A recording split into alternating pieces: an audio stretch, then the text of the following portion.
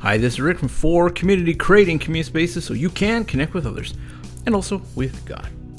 So I've got this ugly Christmas sweater that I'm wearing. I wore it to our Zoom meeting last week and I showed it off, and I forgot to show it off on the video last week. So this is, some of the guys, as I was connecting on Sunday, they said, "Hey Rick, that's a great sweater. I'm really glad you busted out the high quality Christmas sweater." And then I kind of stood up, and this is my high quality Christmas sweater here, but it's my nice ugly Christmas sweater that I like going to the parties with. What about you?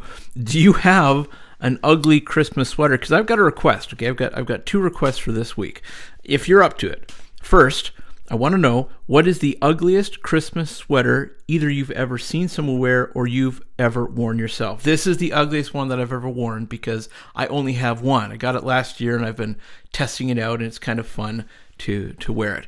And actually, if you've got an answer to that, either the ugliest sweater you've worn or you've seen somebody else wear, pause the video and have a little chat about that with whoever you're watching with. And second, how do you feel about wearing an ugly Christmas sweater this week when we meet on Zoom? We'll show them off, we'll stand up, we'll like, "Hey, look at mine, mine's uglier than yours." No, mine's ugly. Just, if you want to. If you've got one to wear, then I invite you, wear it this week on Zoom. No pressure. Come exactly as you are, and that will be fine. I'll be wearing mine because I've only got one. Don't worry, I'll wash it first. See you on Zoom this week wearing your ugly Christmas sweater or not. There's a large book of prophecy in the Old Testament named Isaiah. It's truly spectacular, particularly for this time of year, because it was written about 700 years before Jesus came, before the very first Christmas. But there are parts in this book of prophecy that sound just like we're reading the Christmas story, even though it was far away from the time that Christmas actually happened. So we're going to look at a passage in Isaiah written about 2,800 years ago, roughly 700 years before Jesus came, and we're going to see what Isaiah wrote about, for him, a future event, a past event for us, and what it means for us today. This video is based on my interpretation of Isaiah chapter 9, verses 2 through 7. "The people who walk in darkness will see a great light. For those who live in a land of deep darkness, a light will shine. You will enlarge the nation of Israel, and its people will rejoice. They will rejoice before you as people rejoice in the harvest, and like warriors dividing the plunder. For you will break the yoke of their slavery and lift the heavy burden from their shoulders. You will break the oppressor's rod, just as you did when you destroyed the army of Midian. The boots of the warrior and the uniforms bloodstained by war will all be burned. They will be fuel for the fire. For a child is born to us, a son is given to us. The government will rest on his shoulders, and he will be called Wonderful Counselor, Mighty God, Everlasting Father, Prince of Peace. His government of peace will never end. He will rule with fairness and justice from the throne of his ancestor David for all eternity. The passionate commitment of the Lord of Heaven's armies will make this happen." Here's what I've got for you today in this video: an understanding of Christmas. So Isaiah, 700 years before Jesus ever came, he helps us to understand what Christmas really is. So here are two lessons about Christmas that I'm finding in this text of Isaiah that Isaiah wants us to know, so we have a pretty decent understanding of what Christmas is, what to do with it. And I'm really hoping that this is the text for us to be able to have a great discussion this coming Sunday on Zoom. So two lessons that Isaiah wants us to know about Christmas. First one is this: Christmas is about life suddenly making sense. And I'm taking this from the phrase, "People walking in darkness see a great light."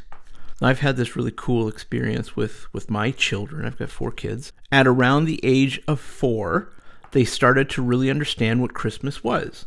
When my kids were like within the months 1, 2, and 3, it was cool for them to open presents, but they weren't really getting it. By the time that they were 4, they started to understand that, life kind of has a yearly rhythm, and they understood what Christmas really was. And for them, it's just it's mostly about opening presents, and they started to get it. They really had an aha moment, and they started to understand that Christmas was really a thing. Like my kids had an aha moment around 4. Christmas is an aha moment for the world. And hopefully it's like that for you. The people walking in darkness, as noted in the text, is all of us. Fast forward to the New Testament in the gospel, and we can kind of see this in hindsight through the lens of the gospel.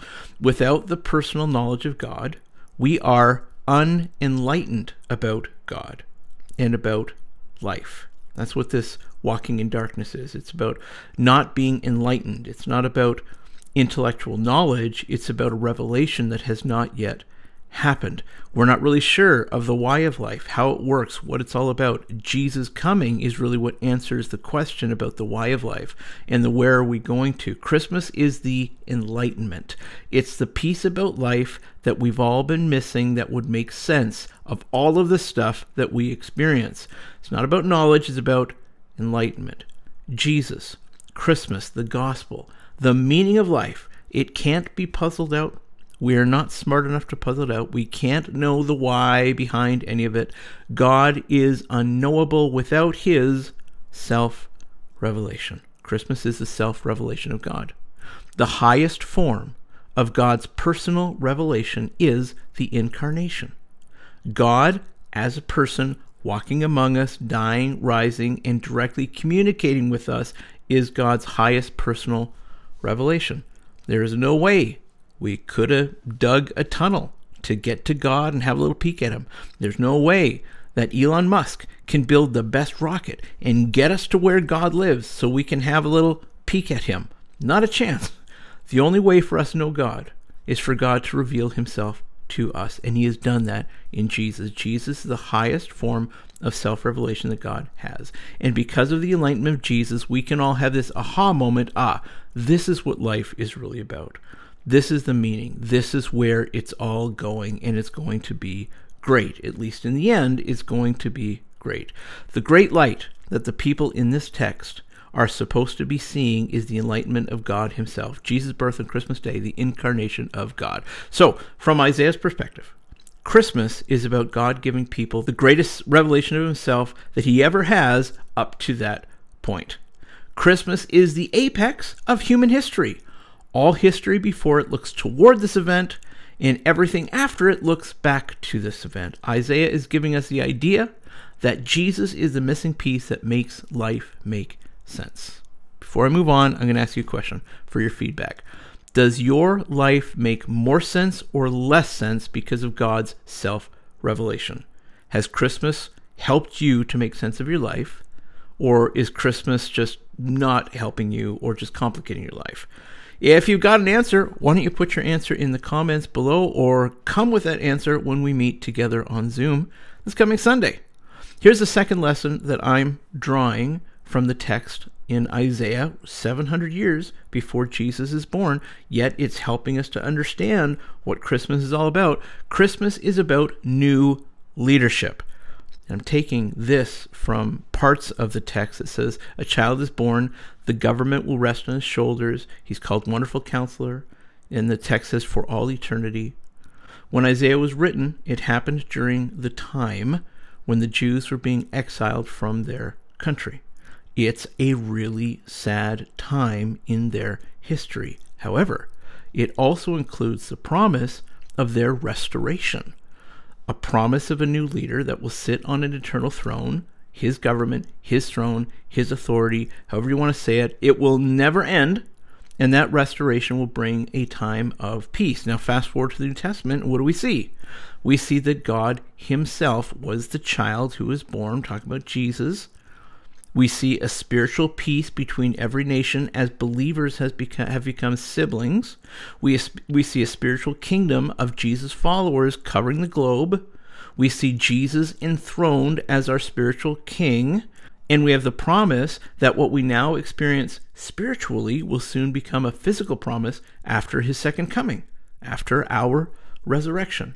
Jesus is described as Wonderful Counselor, Mighty God, Everlasting Father, Prince of Peace. and the head of an eternal government. Why is that? Well, because Jesus is God. God has come among us. I wonder what parts of the description of Jesus you find most meaningful to you. Of the titles that I had just read, I personally experience Jesus as that wonderful counselor. Now, I've been praying and reading the Bible since I was 13. His counsel has led me to a fulfilling life, fairly free of trouble except for the messes I caused myself for not taking his counsel. He's given me a solid family and joy even in the presence of the gloomy days that I tend to have from time to time. I also like knowing him as mighty God. He can answer me when I pray. He can meet needs. He can do what we can't do for ourselves. He's the authority, so it's his will first. I get that. Yeah, I'm not saying that I can tell God what to do, but I sure do love that he listens to me. I like that I know the mighty God can answer me when I call him, when I'm praying according to his will. I love that. I also like knowing him as my everlasting Father. He called me to him at my loneliest, my lowliest, and put me into a family, and then gave me a family of my own when I was older. His care never depletes. His love never runs out. It's a solid relationship that I can count on. I love knowing him as the Prince of Peace. During those times I've failed to follow him and I've messed up my life, I have experienced him as the one who offers peace. He doesn't become the dispenser of wrath towards me. Instead, he becomes the giver of forgiveness. And he calls me back home. He calls me back into relationship with himself. And I also like knowing him as the leader of an eternal government. Which may sound a little strange, like how do I experience him as that? But this is a very cool experience. No matter where I have traveled, what culture I have found myself within or working within, no matter what church I have gone to, where there may be a lack of personal understanding, there's this common understanding that God is the boss of us all. And we're in this together as siblings. There's always this initial willingness to trust and a quick growth of trust as we follow Jesus together. I love the miracle of interculturalism. Many cultures able to come together in the same place at the same time, doing the same thing in unity as we all focus on worshiping Jesus or doing some kind of work for him to grow his presence in the world, his kingdom in the world. So I wonder, of those 5 descriptions that I've given of Jesus, that this text gives for Jesus, which one do you like the most? Which ones stand out to you the most? Leave a comment below or connect on Zoom this Sunday and share your own experience of Jesus around one or all of these titles and how he shows up for you. So what did Christmas mean for Isaiah? How does Isaiah help us to understand what happened on Christmas morning? First of all, he shares with us that this is really about life making sense. Now that Jesus come, we can know what life is really about. It's about a relationship with Jesus as our King and following him while we work together to create cultures around us of love and forgiveness. That's an awesome thing to know. Very enlightening. It's also about new leadership. Because of Christmas, God's kingdom can include everyone from every nation across the earth. He has no borders because he owns it all. We are all followers of Jesus who are creating cultures of love and forgiveness wherever we go as we follow him. Okay? That's my 2 cents on this passage. Looking forward to hearing what you have to say about it, either in the comments or when we meet together on Zoom. So that's it from me to you for now. Would you please like? Would you please share? Would you please subscribe? Would you please also ask for the link? We meet at 1:30 p.m. and 6 o'clock p.m. If just for men, 6 o'clock p.m. Heads up, I've had, I think, my second couple who has reached out to me and said that they may be interested in doing a for community for couples for community. If you are a couple and you would like to be part of Couples for Community, here's what you're going to get. You're going to get me showing up as both a pastor and a therapist. About half of my clients are couples clients, and I am happy to join, together this thing that we do at For Community, and we read the Bible, we pray together, and also we can work on our couple stuff as well. So reach out if that is something that makes sense to you as well. For Community, creating community spaces so you can connect with others and also with God. I'll see you next time, and Merry Christmas.